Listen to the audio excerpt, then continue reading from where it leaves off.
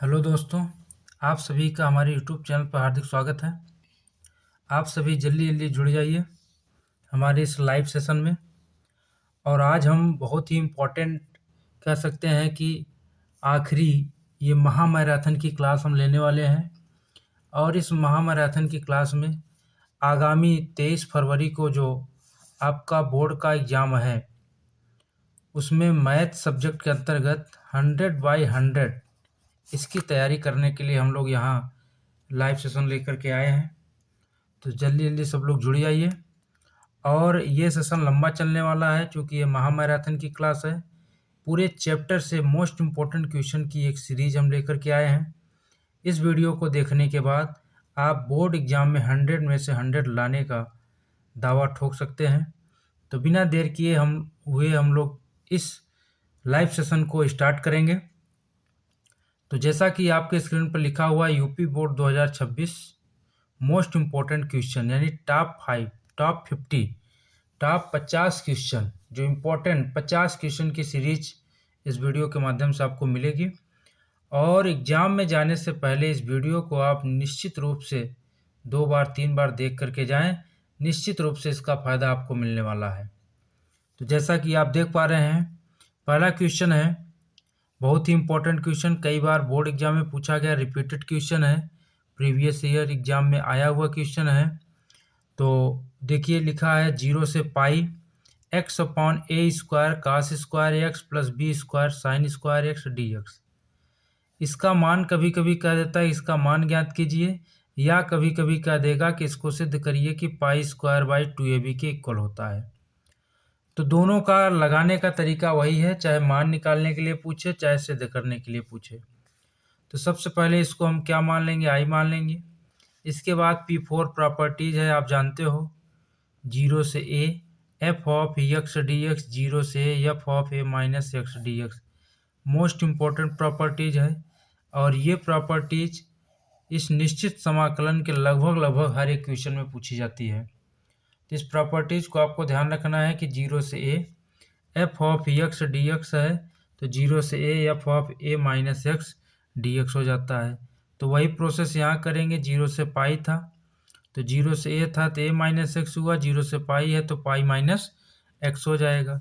x की जगह π - x, यहाँ भी x की जगह π - x, यहाँ भी x की जगह π - x। अब इसको और सॉल्व करेंगे तो यहाँ से मिलेगा i = 0 से π - x, cos π - x क्या होता है cos x, तो ये cos² x हो जाएगा। sin π - x, ये भी sin x होता है, sin² x हो जाएगा। ये इक्वेशन नंबर सेकंड और ये इक्वेशन नंबर फर्स्ट, दोनों को ऐड करेंगे। दोनों को ऐड कर दिया जाए तो लेफ्ट का लेफ्ट में, राइट का राइट में। लेफ्ट वाला आएगा i + i, राइट वाले में आपका ये वाला रहेगा ये, और ये वाला पोर्शन, दोनों को ऐड कर देंगे। तो ऐड करने के बाद आप देख पा रहे हैं इधर 2i हो जाएगा। 0 से पाई, ये 0 से पाई dx कॉमन हो जाएगा। तो देखिए हर आपका बराबर है, हर आपका इक्वल है, तो अंश ऐड हो जाएगा x + π - x, क्योंकि हर देखिए जो ये है वही ये भी है, ठीक है। तो अब यहाँ से क्या हो जाएगा, x से x कैंसिल, सिर्फ बचेगा पाई, π/a² cos² x + b² sin² x dx, ठीक है। अब देखिए इसके बाद हम क्या करेंगे, इसे एक प्रॉपर्टीज बनाने के लिए इसमें हम 2 से गुणा 2 से भाग करेंगे। ऐसा इसलिए करेंगे ताकि ये किसी न किसी प्रॉपर्टीज से टूट करके ऐसा कॉन्सेप्ट आ जाए या ऐसा स्टेप आ जाए जिसको हम आसानी से सॉल्व कर सकें। इसके लिए हमने क्या किया, 2 से गुणा 2 से भाग कर दिया, तो कोई फ़र्क नहीं। अब ये प्रॉपर्टीज आप लोग पढ़े हो।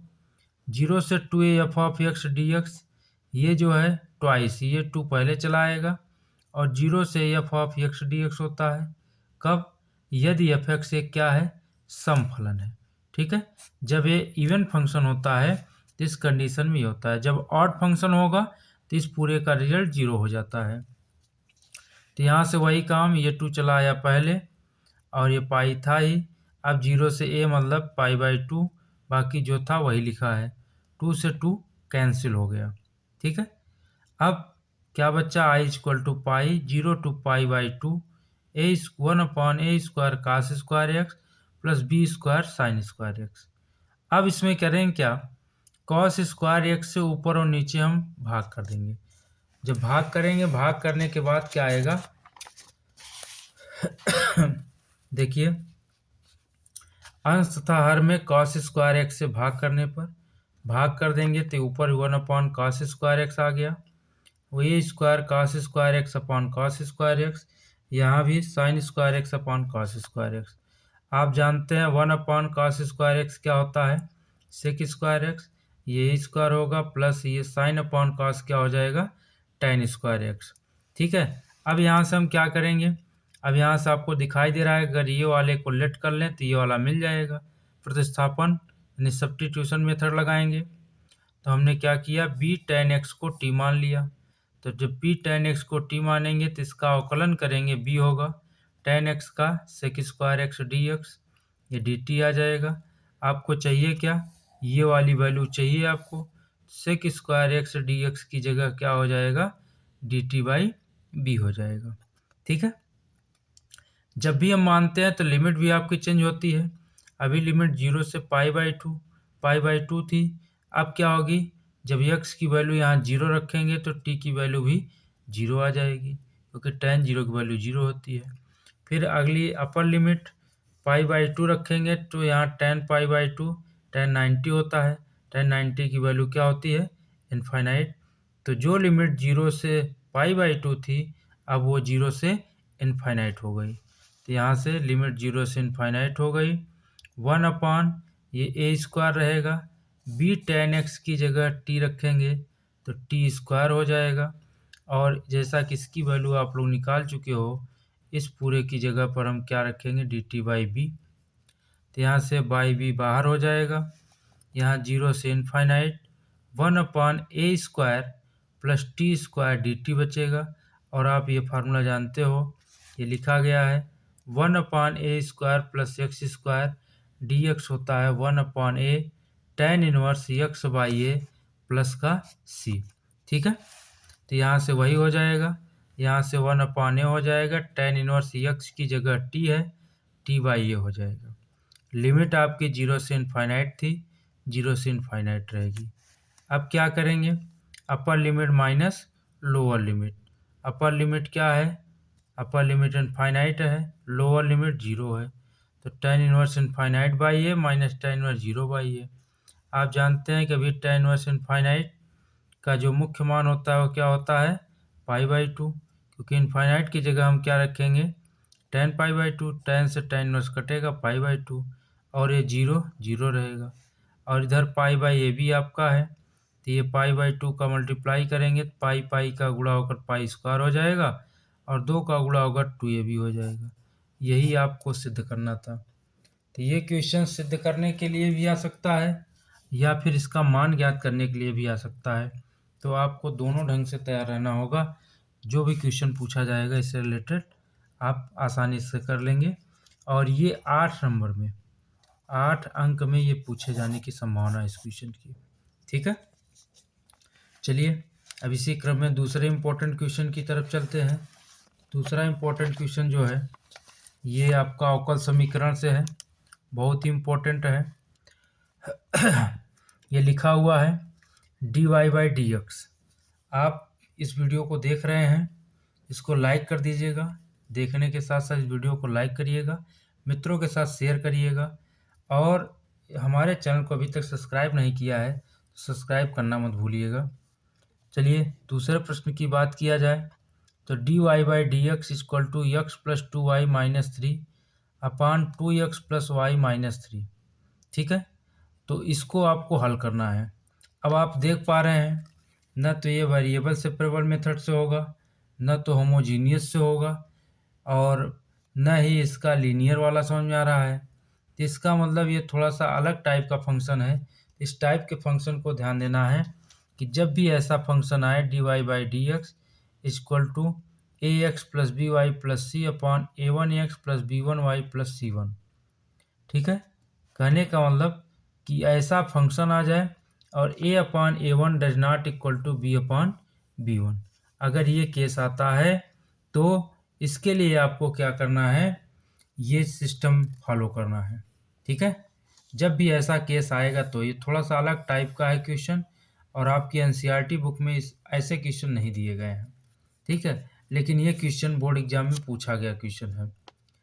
तो इसके लिए हम क्या करते हैं, यक्स की जगह एक्स प्लस एच रखते हैं और वाई की जगह वाई प्लस की। कब, जब ऐसा फंक्शन दिया जाएगा और वो A upon A one does not equal to B upon B one, क्योंकि आप देख लीजिए ए वन है और ए वन टू है, वन अपान टू या टू अपान वन, तो ये दोनों बराबर नहीं है।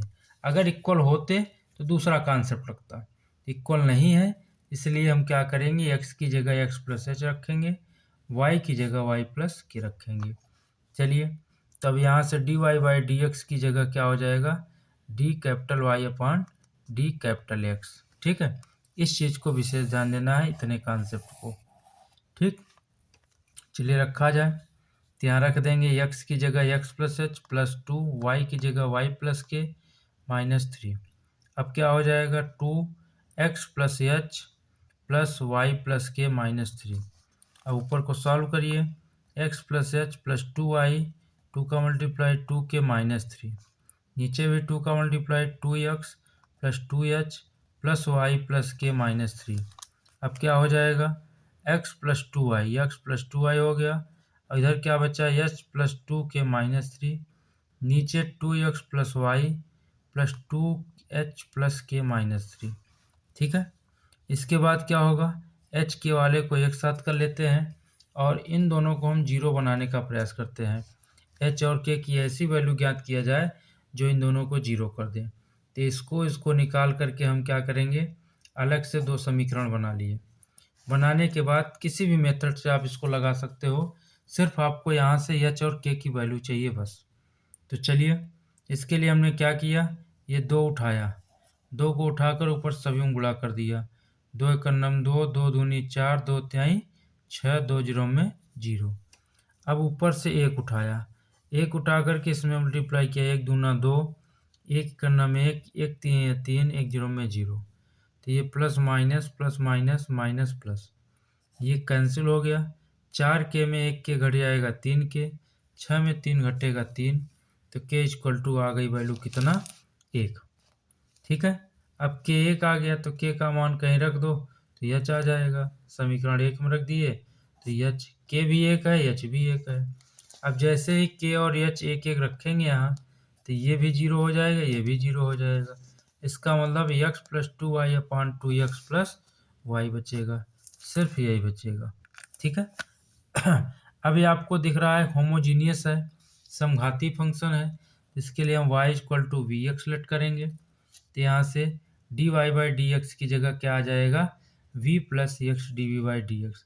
आपको याद होना चाहिए समघाती फलन में ऐसा ही होता है कि y equal to v x रखते हैं। तो यहाँ रखेंगे d Y by D x की जगह v plus x d v by D x equal to x plus two, Y की जगह वी एक्स, यहाँ भी वी एक्स। अब देखिए x कॉमन कर लें, नीचे से भी ऊपर से भी, तो x कैंसिल हो जाएगा। ठीक है, चलिए कॉमन किया जाए। तो ये देखिए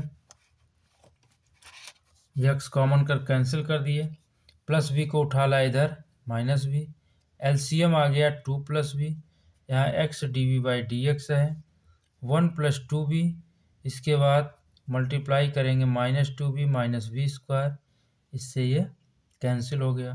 अब क्या बचा, one minus v square upon two plus v, इसके बाद x d v by D x equal to one minus v square upon two plus v.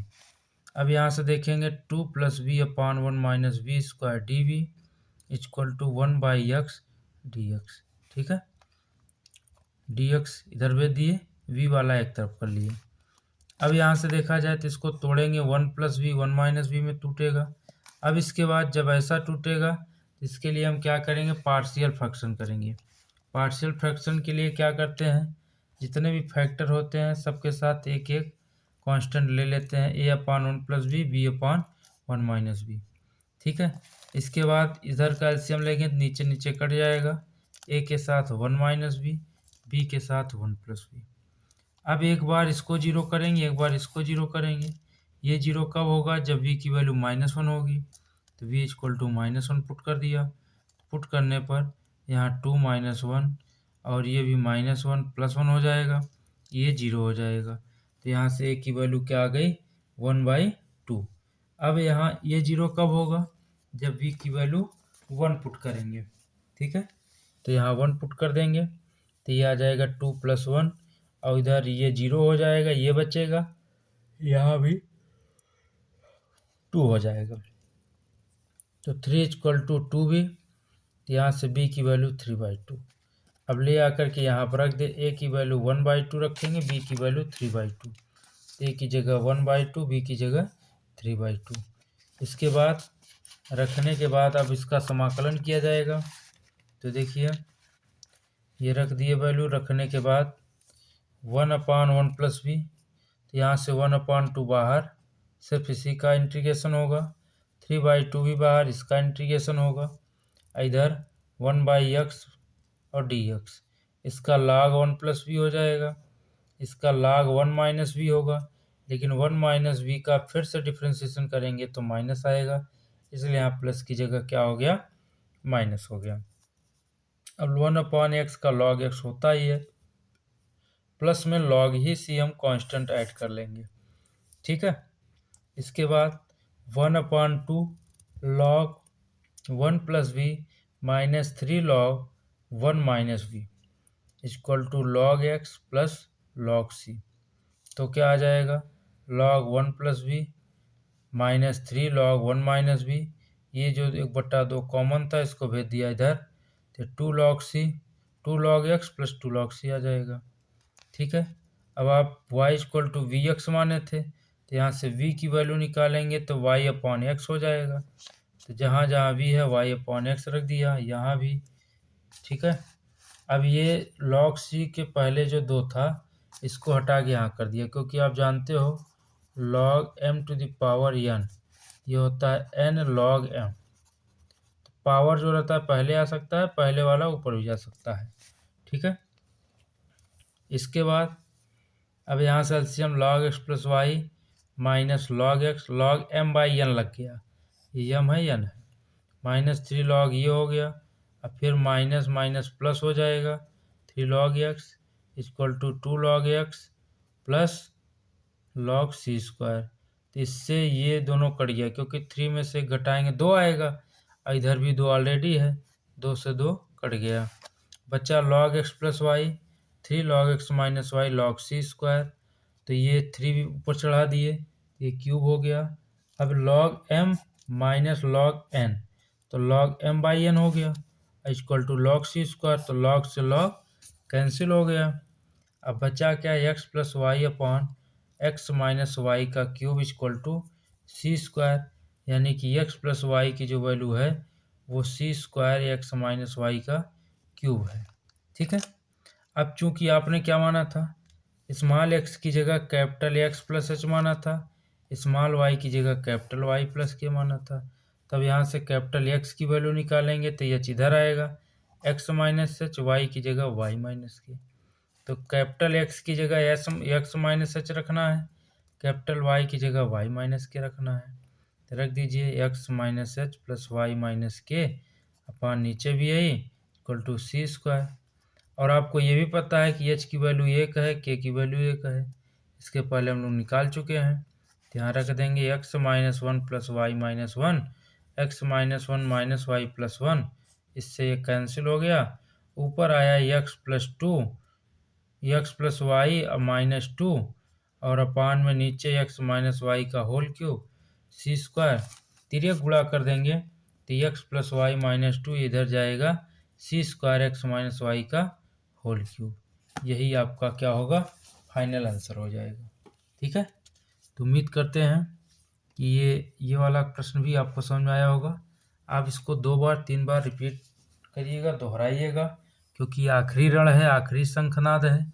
इसके बाद फिर इसको पढ़ने के लिए मौका नहीं मिलेगा, फिर एग्जाम बाद ही अगर आप पढ़ना चाहोगे तो पढ़ोगे। ठीक है, चलिए आगे बढ़ते हैं। प्रश्न संख्या 3 है, ये भी इम्पोर्टेंट क्वेश्चन है। सिद्ध कीजिए कि 0 से π/4 log 1 + tan theta d theta equal to π/8 log 2। बहुत ही आसान क्वेश्चन। यहाँ भी देखिए, इसको आई मान लिया, P4 प्रॉपर्टीज आपकी लगेगी, लगा दिया गया।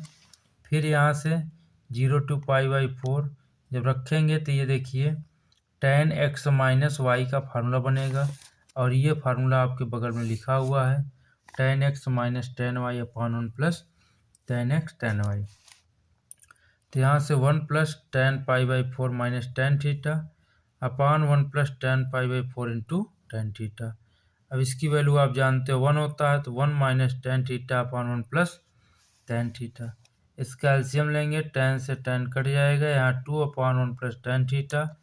log m/n लगाएंगे तो log 2 - log ये हो जाएगा।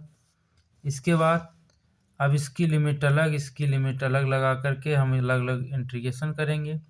log 2 बाहर हो जाएगा, log 2 बाहर होगा, सिर्फ d थीटा बचेगा। और इधर देखिए, ये पूरी जो वैल्यू है ये किसकी वैल्यू है, आई की ही वैल्यू है, क्योंकि हम लोगों ने शुरुआत में मान रखा था, इसकी जगह क्या आई है। ठीक है, अब ये आई जा कर के वहाँ 2i हो गया, और d थीटा का आप जानते हो क्या होता है, theta upper limit minus lower limit. π/4 - 0 तो π/4 log 2 आया, 2 इधर चला आएगा, π/8 log 2, और यही आपको क्या करना था, सिद्ध करना था। ठीक है, इसके बाद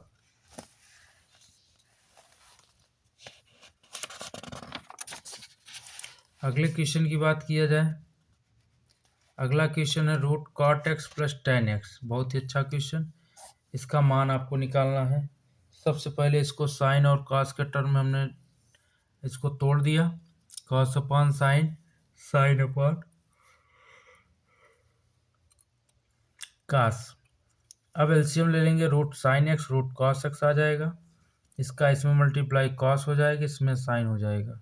ठीक है, अब क्या करेंगे, नीचे 2 से गुणा, 2 से भाग करेंगे, और 2 से गुणा करेंगे, चूंकि रूट के अंदर है तो √2 होगा, तो √2 से गुणा √2 से भाग होगा, तो ऊपर वाला ऊपर रह गया, नीचे वाला अंदर हो गया।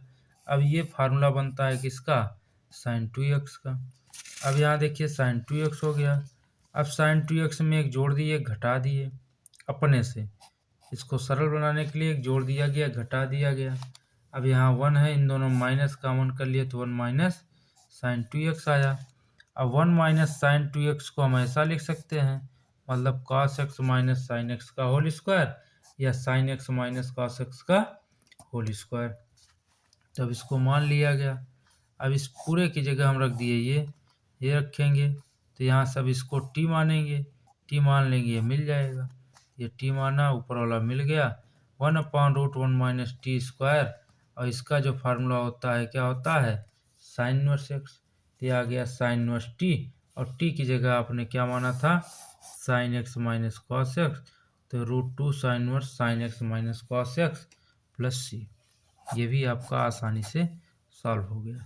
ठीक है, इसके बाद ये भी क्वेश्चन बहुत ही इम्पोर्टेंट है। ये आपके कहाँ से है, रिलेशन फंक्शन, इक्विवेलेंस रिलेशन से है ये क्वेश्चन। ठीक है, ये आपका रिलेशन फंक्शन से है। यदि R1 तथा R2 समुच्चय A में तुल्यता संबंध है, तो सिद्ध कीजिए कि R1 इंटरसेक्शन R2 भी A में एक तुल्यता संबंध है। R1 R2 A में तुल्यता संबंध है, तो आपको प्रूव करना है कि इसका इंटरसेक्शन भी क्या होता है, तुल्यता संबंध होता है। ये 2022, 23, 24, 25 ये PYQ का क्वेश्चन है, और ये बहुत ही इम्पोर्टेंट क्वेश्चन है, ये कई बार एग्जाम में पूछा गया है। तो देखिए, तुल्यता संबंध के लिए आप जानते हैं कि ये सभी तुल्यता संबंध कब होते हैं, जब स्वतुल्य भी हो, सममित भी हो, और संक्रामक हो। इसका मतलब R1 स्वतुल्य सममित संक्रामक दोनों है, R2 भी स्वतुल्य सममित संक्रामक दोनों है, तभी ये तुल्यता संबंध है। और जब ये दोनों तुल्यता है तो आपको प्रूव करना है कि इनका इंटरसेक्शन, इनका कॉमन जो होगा वो भी तुल्यता संबंध होगा। तो चलिए एक एक करके हम बात करेंगे। ए बिलोंग्स टू कैपिटल ए के लिए जो बात किया था प्रश्न में, ए के लिए उसी में ए स्मॉल ए बिलोंग करता है। तो ए बिलोंग्स टू कैपिटल ए के लिए ए कॉमा ए R1 में भी है, ए कॉमा ए R2 में भी है। इसका मतलब ये क्यों है? क्योंकि कहा है कि R1 R2 स्वतुल्य सममित संक्रामक तीनों है। तो अगर ए R1 ए R2 में है तो इसका मतलब दोनों में कॉमन लेंगे तो ए R1 इंटरसेक्शन R2 में भी तो होगा। इसका मतलब क्या है कि ये स्वतुल्य है। अब ए बी जो है वो ए में है तो ए बी R1 में है और ए बी R2 में है, तो ये A B R1 intersection R2 में भी होगा, क्योंकि ए बी R1 में भी है, ए बी R2 में भी है, ए बी जो है R1 इंटरसेक्शन R2 में भी होगा। अब बी ए R1 में बी ए R2 में है, क्यों है? क्योंकि ये सममित है, तुल्यता है। R1 और R2 तुल्यता है, इसका मतलब सममित संबंध है। तो बी ए R1 में भी होगा, बी ए R2 में भी होगा, इसका मतलब बी ए जो है R1 इंटरसेक्शन R2 में भी होगा। तो यहाँ से आप क्या देखें, A B R1 intersection R2 में है और बी ए भी R1 इंटरसेक्शन R2 में है। इसका मतलब जो रिलेशन ए का बी से इसमें है वही बी का ए से इसी में भी है। ये भी क्या हो गया? सममित हो गया। संक्रामक के लिए 3 एलिमेंट चाहिए, ए बी सी ले लेते हैं। अब इसमें देखा जाए कि ए बी जो है R1 में है तथा बी सी R2 में है, R1 में, ए बी भी R1 में, बी सी भी R1 में, A B R2 B C R2 में। तो इसका मतलब क्या है, A B R1 intersection R2 में भी है और बी सी भी R1 इंटरसेक्शन R2 में भी है। अब A B R1 B C R1 में है तो इसका मतलब ए सी R1 में है, A B R2 B C R2 में, इसका मतलब ए सी R2 में है। तो इसलिए ए सी R1 इंटरसेक्शन R2 में भी होगा। तो इस प्रकार से हम कह सकते हैं कि R1 इंटरसेक्शन R2 क्या है? संक्रामक भी है। अब चूंकि R1 इंटरसेक्शन R2 स्वतुल्य सममित संक्रामक तीनों संबंध को प्रदर्शित करता है, इसलिए R1 इंटरसेक्शन R2 एक क्या है? तुल्यता संबंध है। तो बहुत ही आसान क्वेश्चन है, इसमें कुछ ज़्यादा नहीं है, बस आपको इसके स्टेटमेंट और इसकी डिफिनीशन अगर आपको पता है तो इस टाइप के क्वेश्चन आप आसानी से कर ले जाओगे। स्वतुल्य के लिए क्या कंडीशन है, सममित के लिए क्या है, संक्रामक के लिए क्या है, ठीक है।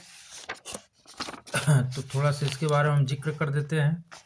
स्वतुल्य का मतलब होता है कि प्रत्येक ए बिलोंग्स टू कैपिटल ए के लिए ए कॉमा ए आर में बिलोंग करे।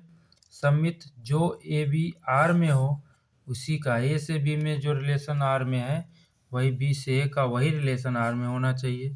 संक्रामक के लिए जो ए का बी से है, बी का सी से है, वही रिलेशन ए का सी से होगा, तभी ये संक्रामक होगा।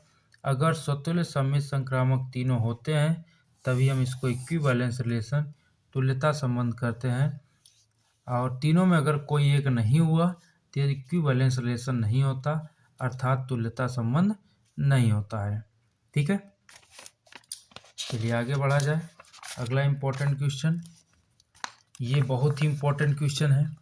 ये 8 नंबर या 5 नंबर में, 5 मार्क्स या 8 मार्क्स में ये आपका निश्चित क्वेश्चन ये पूछा जाता है, एकदम आउट है, पेपर आउट। ये दो रेखाओं के बीच की न्यूनतम दूरी है और ये दूरी कैसी रेखाएं हैं, ये सदिश रूप में है, सदिश रूप में रेखाएं दी गई हैं, इनके बीच की दूरी आपको ज्ञात करना है। आपके स्क्रीन पर फार्मूला लिखा हुआ है, फार्मूला आपको याद होना चाहिए एग्जाम में, और ये फार्मूला है A2 minus A1 B1 cross B2 upon mod of B1 cross B2।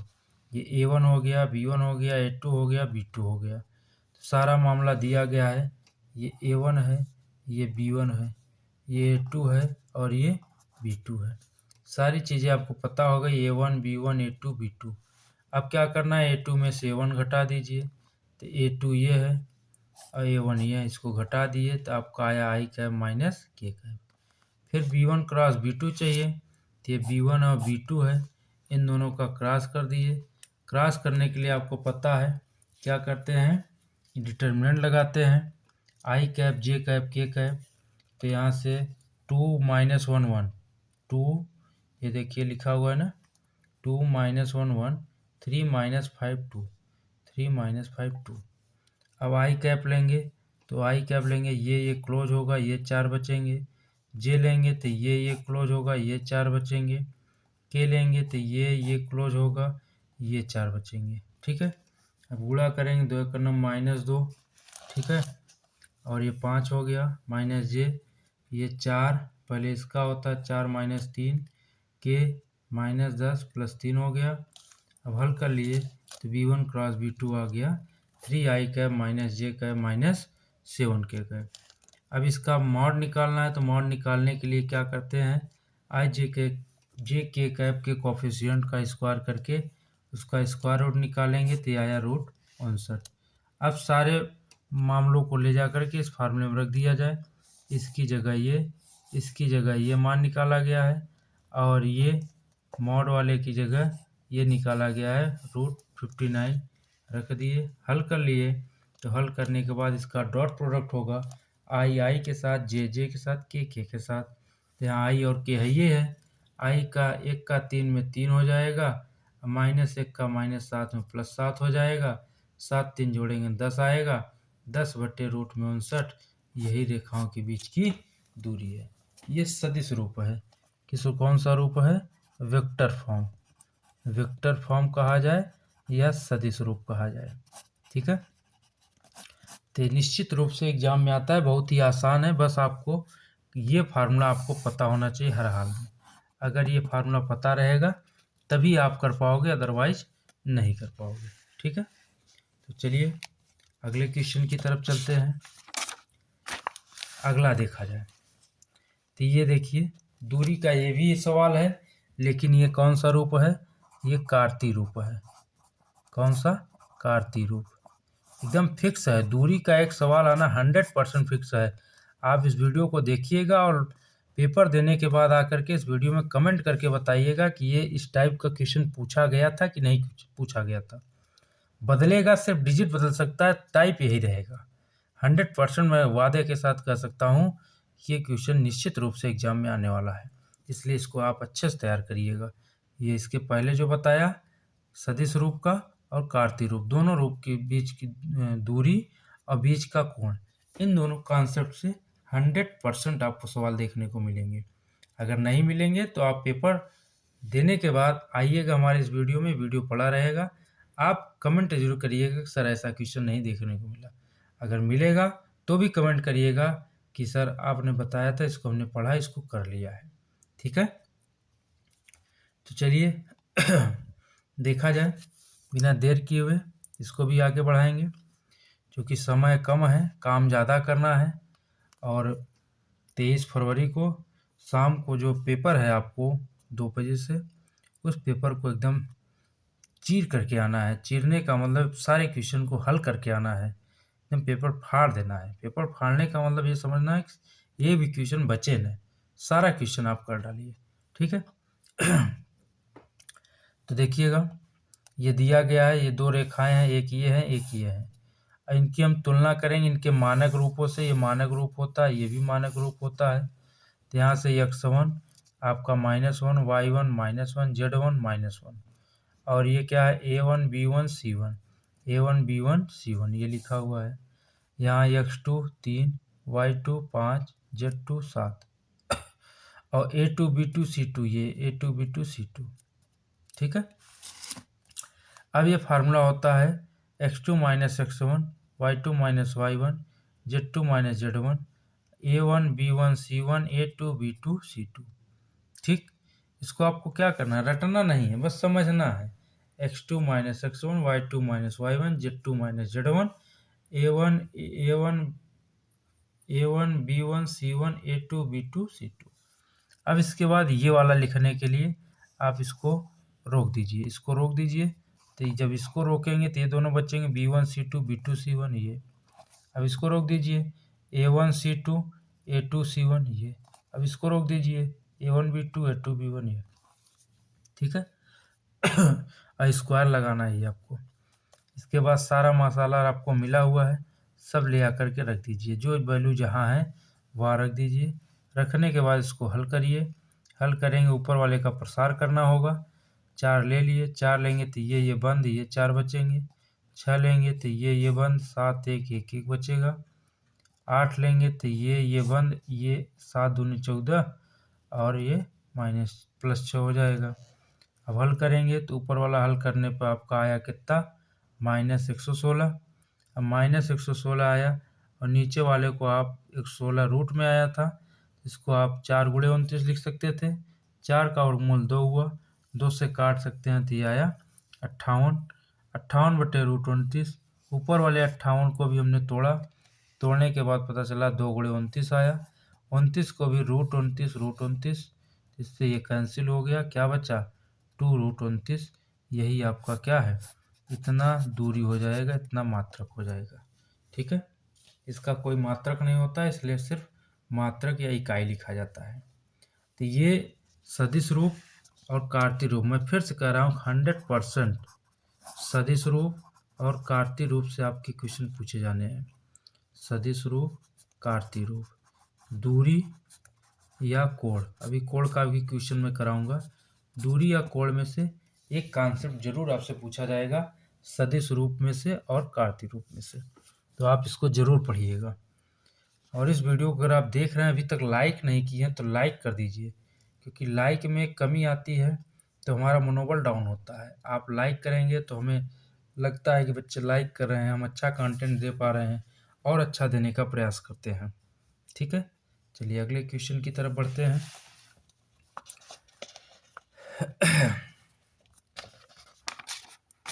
चलिए, ये भी अच्छा क्वेश्चन 2019, 2020, 2024, ये 3 साल पूछा गया क्वेश्चन है। ठीक है, इस बार भी पूछे जाने की संभावना है, बहुत ही आसान है। देखिए लिखा गया है, तो रेखाएं हैं, ये लंब है। तो लंब के लिए 2 कंडीशन होती है। अगर आपको दिक् कोसाइन दिया है, दिक् अनुपात दिया है, दिक् अनुपात दिया रहेगा तो ये वाला केस लगाना है, दिक् कोसाइन दिया रहेगा तो ये वाला केस लगाना है। ठीक है, अब यहाँ देखिए, अब आप जानते हो कि ये नीचे वाले जो होते हैं दिक् कोसाइन ही होते हैं, तो यहाँ से पहले इसको हम मानक रूप में लिखेंगे। ये मानक रूप में नहीं है, मानक रूप में क्या होता है, x - x1 होता है, ऐसा होता है अपॉन a1, लेकिन ये 1 - x/3 है। x - 1 होता चल जाता, तो ऐसा करेंगे, माइनस कॉमन कर लिए। ठीक है, और यहाँ से भी 7 कॉमन कर लिए, ये सही है, पड़ा रहेगा। इधर -7 कॉमन कर लिए, ये सही है, यहाँ -1 कॉमन कर लिए, जो ये नीचे चला आएगा, ये भी नीचे चला आएगा, ये भी नीचे चला आएगा और ये भी नीचे चला आएगा। अब मानक रूप में हो गया। अब तुलना करेंगे a1, b1, c1, a2, b2, c2। अब ये वाला फार्मूला है, इसी को ले आकर इसी रख दीजिए, a1 a2, b1 b2, c1 c2 0 होता है, तो ये वैल्यू है -3 × -3p/7, 2p/7 × 1, 2 × -5, तो 9p/7 आ गया, 2p/7 आ गया और प्लस -10 आ गया। अब -10 इधर आएगा, +10 हो जाएगा, 9p + 2p 11p/7, तो यहाँ से वैल्यू निकालेंगे 70 हो जाएगा, 70/11, यही आपकी p की वैल्यू आ जाएगी। तो ये भी क्वेश्चन इम्पोर्टेंट है, यहाँ से भी डिजिट बदल कर पूछ सकता है या सेम टू सेम पूछ सकता है। ठीक है, चलिए आगे बढ़ा जाए। अब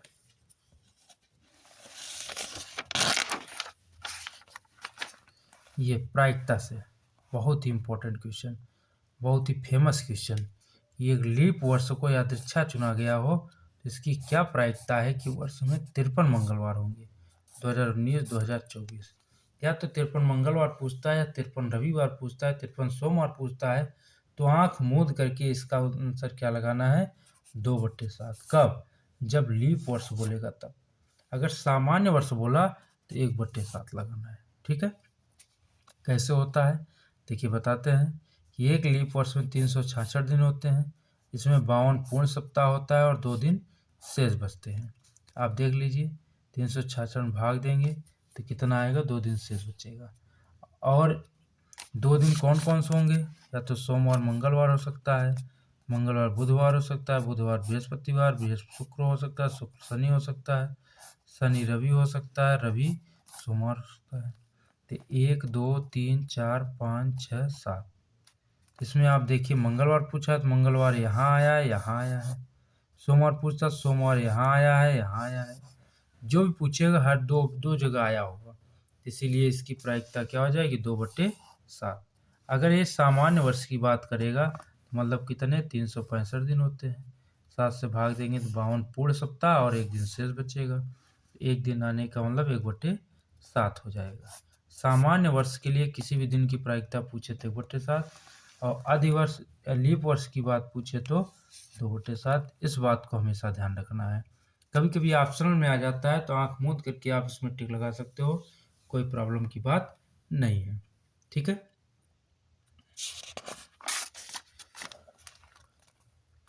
अब इसके बाद देखिए ये कुछ कॉन्सेप्ट मैं बता दे रहा हूँ, कुछ ट्रिक बता दे रहा हूँ कि अगर ऐसे आपको मिलते हैं क्वेश्चन, इसका क्षेत्रफल पूछ रहा हो, गिरे हुए भाग का क्षेत्रफल, कुछ नहीं करना है, इसका वर्गमूल निकालो, इसका वर्गमूल निकालो, पाई से गुणा कर दो, काम खत्म।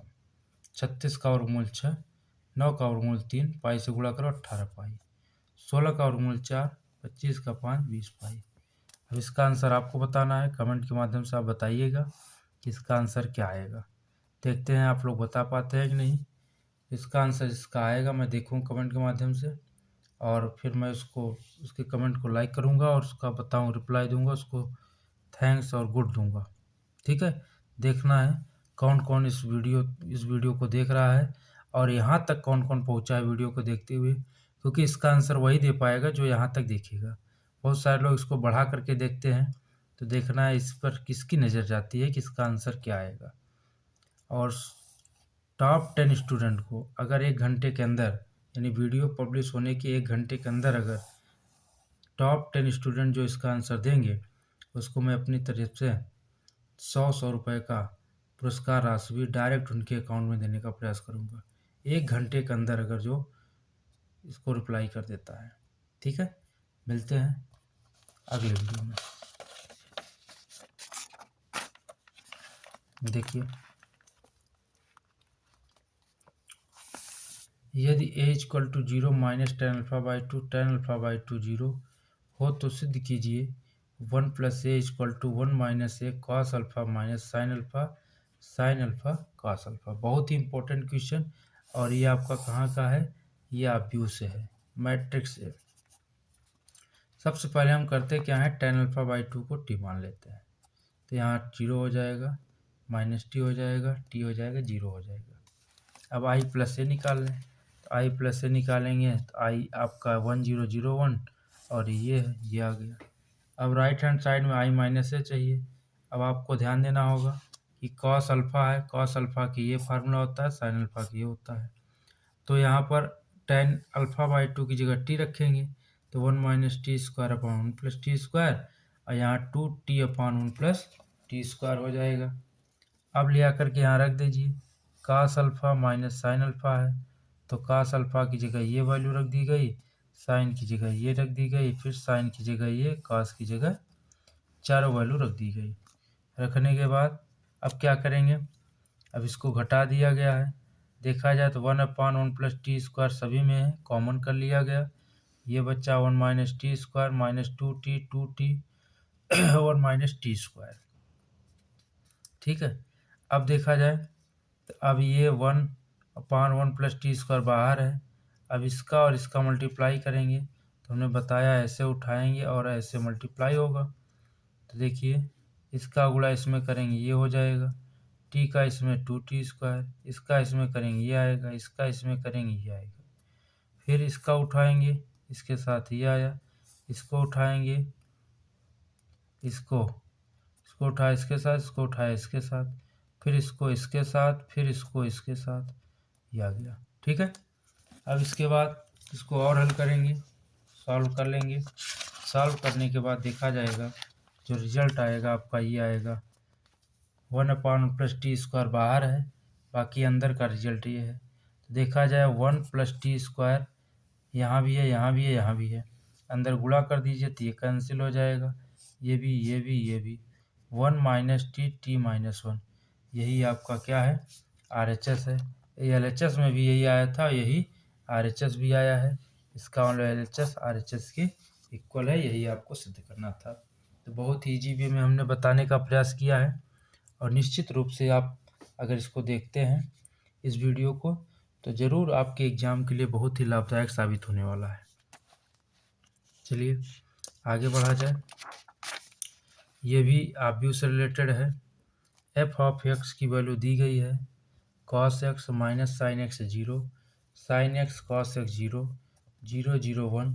तो सिद्ध कीजिए कि f of x plus y equal to f of x into f of y. तो एफ ऑफ एक्स की वैल्यू ये दी गई है, एक्स की जगह वाई रख देंगे तो एफ ऑफ वाई आ जाएगा, एक्स की जगह एक्स प्लस वाई रख देंगे तो ये आ जाएगा।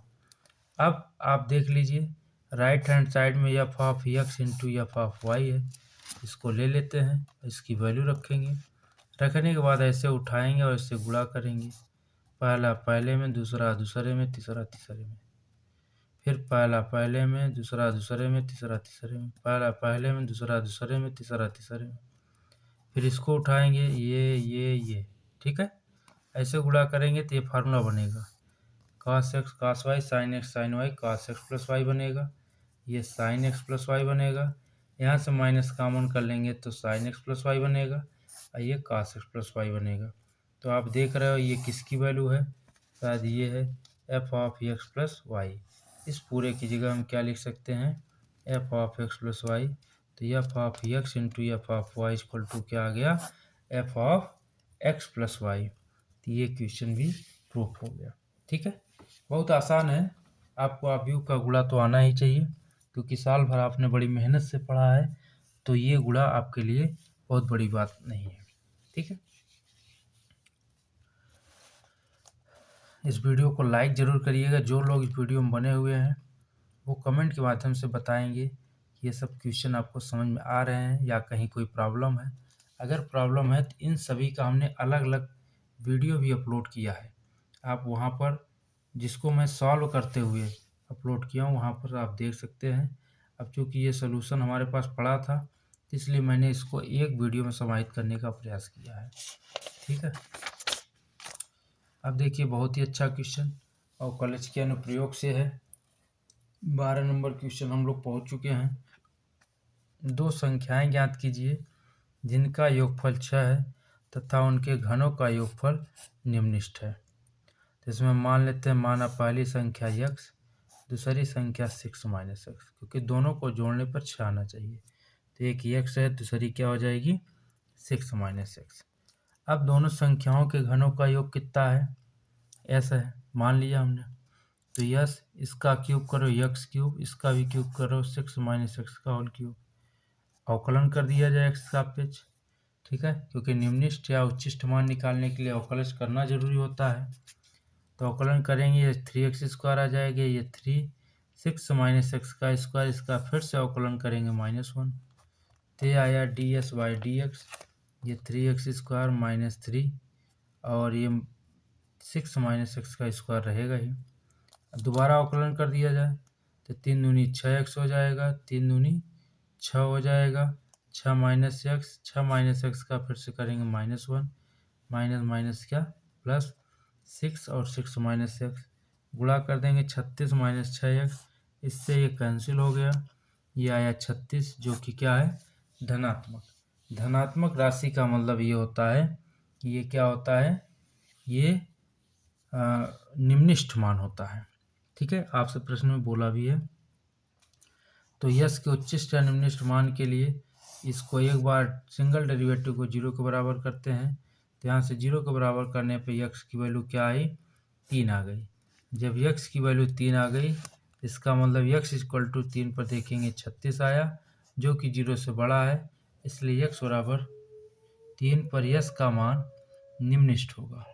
जब निम्नलिखित हो जाएगा तो पहली संख्या 3 हो जाएगी, दूसरी संख्या भी 3 हो जाएगी। ठीक है,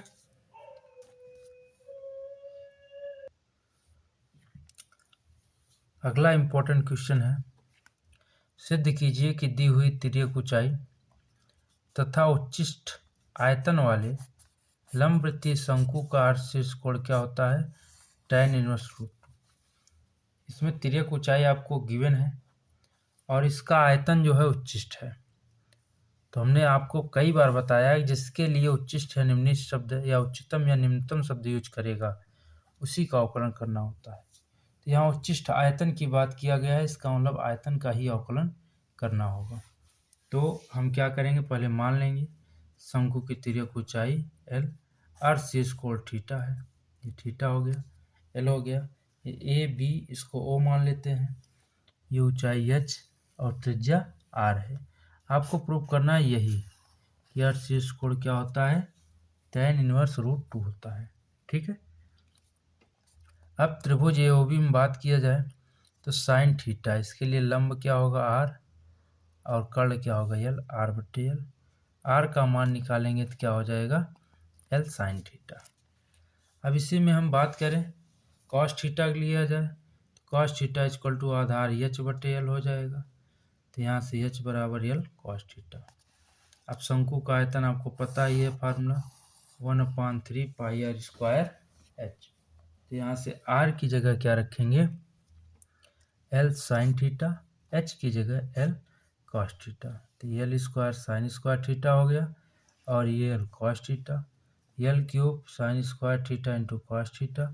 थीटा के सापेक्ष अवकलन कर देंगे तो ये कांस्टेंट का काम करेगा बाहर, फर्स्ट फंक्शन सेकंड का differentiation plus second function first का डिफरेंशिएशन। तो साइन स्क्वायर का 2 साइन थीटा और साइन का फिर से कॉस थीटा, तो ये मल्टीप्लाई साइन क्यूब थीटा, ये आ गया। अब आयतन के v के उच्चिष्ट या निम्निष्ठ मान के लिए क्या करना होगा, dv बाई डी थीटा को 0 के बराबर करेंगे, 0 के बराबर ये 0 हो गया। इसके बाद यहाँ क्या मिलेगा sine cube theta 2 sine square 2 sine theta cos square theta, sine theta common कर लीजिए माइनस में, तो मिलेगा sine square theta minus 2 cos square theta. इसको 0 के बराबर करेंगे तो थीटा 0 आएगा, यह मान्य है। क्यों, क्योंकि अगर ये 0 हो जाएगा तो ये कोण बनेगा ही नहीं, शंकु बनेगा ही नहीं। ठीक है, इसको 0 करेंगे तो यहाँ से क्या होगा 2 कॉस स्क्वायर थीटा उधर चला गया, इसके बाद कॉस इधर आया, साइन अपॉन कॉस टेन आया, स्क्वायर हटाएंगे √2 थीटा tan इनवर्स √2। अब आपको चेक करना है उच्चिष्ट है निम्निष्ठ है, तो ले जा करके इसका डबल डेरिवेटिव करिए, डबल डेरिवेटिव करने के बाद इसको रखिए, रखने पर रिजल्ट अगर निगेटिव आया तो उच्चिष्ट, पॉजिटिव आया निम्निष्ठ। हालांकि आपको यही सिद्ध करना था कि अर्ध शीर्ष कोण थीटा tan इनवर्स √2 होता है, जो कि आपका प्रूफ हो गया है। ठीक है, इसके बाद ये क्वेश्चन बहुत ही इंपॉर्टेंट आव्यूह से रिलेटेड है। आव्यूह दिया गया है, इसको सममित आव्यूह विषम सममित सिमेट्रिक, इसको सिमेट्रिक के योगफल के रूप में लिखना है। ये आपको दिया गया है और इसका ए डैश निकाल लेते हैं। ए डैश का मतलब होता है परिवर्त, रो को कॉलम, कॉलम को रो, यानी पंक्ति को स्तंभ बना देंगे, स्तंभ को पंक्ति। देखिए 2 - 2 - 4 ये हो गया, ये हो गया ये। ठीक है, अब क्या करेंगे ए और ए डैश जोड़ेंगे, इसको जोड़ दिए तो जोड़ने पर आपका ये आया, हाफ से मल्टीप्लाई करेंगे तो क्या हो जाएगा, ये इतना हो जाएगा। अब आप जानते हैं कि सममित कब कहलाता है, ए डैश इक्वल टू ए आए, विषम सममित ए डैश इक्वल टू माइनस ए आए। तो हाफ ए प्लस ए डैश, इसको हमने पी मान लिया, पी मानने के बाद इसका परिवर्त निकाला, कोई फर्क नहीं पड़ा, इसका मतलब पी डैश पी के बराबर आ गया। तो पी ये क्या है सममित आव्यूह, यानी ये जो रिजल्ट है ये सममित है। विषम सममित के लिए क्या करेंगे, यहाँ जोड़े थे वहाँ घटाएंगे, बस इतना सही अंतर होगा। तो यहाँ से क्या हो जाएगा ए माइनस ए डैश, घटा देंगे, हाफ से मल्टीप्लाई कर दिए, ये आया, इसको क्यू मान लिए, इसका परिवर्त निकाले तो ये माइनस कॉमन करने के बाद ये क्यू ही मिला, इसका मतलब q dash equal to minus q. इसलिए ये जो है p प्लस क्यू आया, जिसमें p सममित है, क्यों विषम सममित। आप जानते हो किसी वर्गाव्यूह में आधा हिस्सा सममित का होता है और आधा हिस्सा विषम सममित का होता है। तो इस वर्गाव्यूह को हम सममित प्लस विषम सममित के योगफल के रूप में निरूपित कर दिए, यही आपको दर्शाना था। बहुत ही आसान है, कभी कभी 5 नंबर में क्वेश्चन आपसे पूछा जाता है। ठीक है, अब ये तो एकदम इम्पोर्टेंट, महा इम्पोर्टेंट जिसको आप बोल सकते हैं, आव्यूह विधि 110%, ये आना ही आना है और 8 अंक में आना है। ठीक है, तो इसलिए इसको विशेष ध्यान दीजिएगा। कुछ भी विशेष नहीं है। सबसे पहले इसको ए एक्स बराबर बी के रूप में लिखेंगे। ए क्या है, एक्स वाई जेड के कोफिशिएंट 2 -1 3 1 1 1 1 -1 1, और ये एक्स वाई जेड एक्स हो गया और ये इधर वाला बी हो गया। अब यहाँ से एक्स निकालेंगे तो उधर जाएगा इन्वर्स बी हो जाएगा। अब इसका हम मॉड ऑफ ए निकालेंगे, यानी डिटर्मिनेंट ऑफ ए। प्रसार करेंगे, प्रसार आपको पता ही है कि पहला ले लिए, ये बंद, ये मिला, ये ले लिए, ये बंद, ये 4 मिले, ये लिए, ये बंद, ये 2 मिले। ठीक है, हल कर लिए। हल करने पे कितना आया, -2 आ गया। अब ये जीरो नहीं है, अगर जीरो होता तो यहीं से काम खत्म था, लेकिन जीरो नहीं है इसलिए इन्वर्स का अस्तित्व है। अब सखंडन, सगुणन खंडन निकालेंगे, जितने अवयव हैं सबका। जैसे A11 के लिए हम क्या करेंगे, पहला वाला छोड़ेंगे, इसको छोड़कर ये 4 लेंगे। फिर A12 में ये छोड़ करके ये 4 लेंगे, ये छोड़ करके ये 4 लेंगे।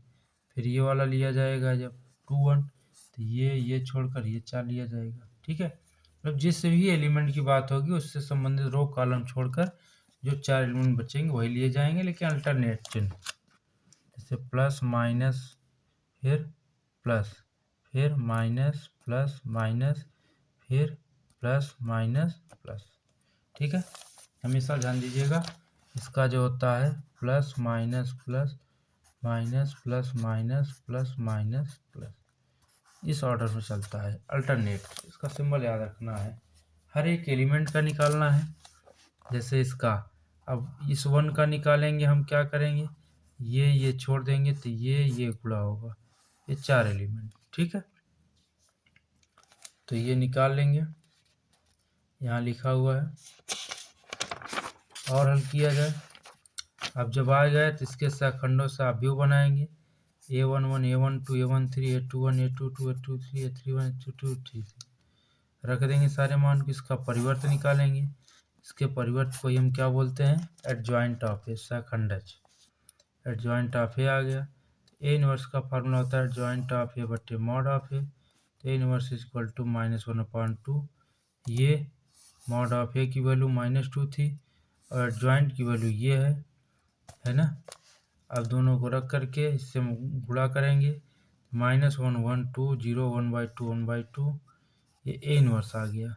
जब ए इनवर्स आ गया तो समीकरण 1 में हमने ये माना था, समीकरण 1 इसको x equal to a inverse b, तो x की जगह x y z, a inverse जगह ए इनवर्स वाला मान, b की जगह b वाला मान, इसका गुणा करेंगे, गुणा करने पे ये आया -9 + 10, ये भी, ये हल करने पाया 1 2 3। ठीक है, तो यहाँ से कंपेयर करेंगे, x की वैल्यू 1, y की वैल्यू 2 और z की वैल्यू 3। तो ये बहुत ही इम्पोर्टेंट है और ये ऐसा क्वेश्चन है जो हर बार लगभग पिछले 10 साल से ये बार बार पूछा जा रहा है, सेम टू सेम। ठीक है, तो इस क्वेश्चन को आप आव्यूह विधि को जरूर तैयार करेंगे, बिना इस क्वेश्चन के आपका पेपर कंप्लीट नहीं होगा। और ये इम्पोर्टेंट क्वेश्चन है और ये 8 नंबर का एकदम, जैसा कि मैंने पहले ही बताया, अभी तक हमने जितना भी क्वेश्चन बताया है सारे क्वेश्चन 8 नंबर वाले इम्पोर्टेंट हैं। तो इसको आप लोग ज़रूर तैयार कीजिए। और यदि हमारे वीडियो को आप लोग लाइक नहीं किए अभी तो लाइक करिए, कमेंट के माध्यम से बताइए ये वीडियो कैसा लगा। और इसके बाद और भी प्लेलिस्ट, और भी इम्पोर्टेंट क्वेश्चन अगर आपको पढ़ना है तो हमारे चैनल के प्लेलिस्ट में चले जाइए। प्लेलिस्ट में जाने के बाद वहाँ पर आपको important question, most important question series by Amit sir के नाम से आपकी सीरीज प्लेलिस्ट बनी हुई है। प्लेलिस्ट पर क्लिक करेंगे तो लगभग 44 वीडियो हैं उस पर, और उस 44 वीडियो में 1 से लेकर के 50 तक के क्वेश्चन हमने इंक्लूड किया है। ठीक है, तो उन 50 क्वेश्चन को लगा लीजिए। 100% मैं बता सकता हूँ गारंटी के साथ कि आपके एग्ज़ाम में 100/100 आने वाले हैं, इसमें कोई दो राय की बात नहीं है। ठीक है, तो इस वीडियो को लाइक करिएगा, मित्रों के साथ शेयर करिएगा, और अभी तक यदि हमारे चैनल को सब्सक्राइब नहीं किए आप लोग सब्सक्राइब कर लीजिएगा। और अभी इसके बाद अगला पार्ट भी आएगा जो आपके इसी 50 क्वेश्चन का पार्ट 2 होगा। और ये इस वीडियो के प्रभाव के बाद मैं देखूंगा कि इसमें क्या आप लोगों का रुचि है, क्या इंटरेस्ट है, इस वीडियो का लुक कैसा है, या आप कितने लोग इसको लाइक कर रहे हैं, कितने लोग डिसलाइक कर रहे हैं, क्या कमेंट है, क्या फीडबैक है। इस फीडबैक के आधार पर इसका पार्ट 2 लाएंगे, उसमें भी हम प्रयास करेंगे। इसमें 15 क्वेश्चन इंक्लूड किए हैं, तो पार्ट 2 में भी कल संभवतः आ जाएगी या शाम तक संभवतः आपकी ये प्लेलिस्ट अगली बनने को आ जाएगी। ठीक है, तो उम्मीद करते हैं ये वीडियो आपको अच्छा लगा होगा। इसको लाइक करिए, मित्रों के साथ शेयर करिएगा, और हमारे चैनल को अभी तक सब्सक्राइब नहीं किया है तो सब्सक्राइब ज़रूर करिएगा। मिलते हैं इसके अगले पार्ट में। अगला पार्ट तभी आएगा जब इसका फीडबैक अच्छा रहेगा, यानी इसमें हम देखेंगे कि इस वीडियो को कितने लोग देख रहे हैं, लाइक कर रहे हैं, कमेंट कर रहे हैं। इसी के आधार पर ही हम अगला वीडियो लाएंगे। ठीक है, मिलते हैं नेक्स्ट वीडियो में।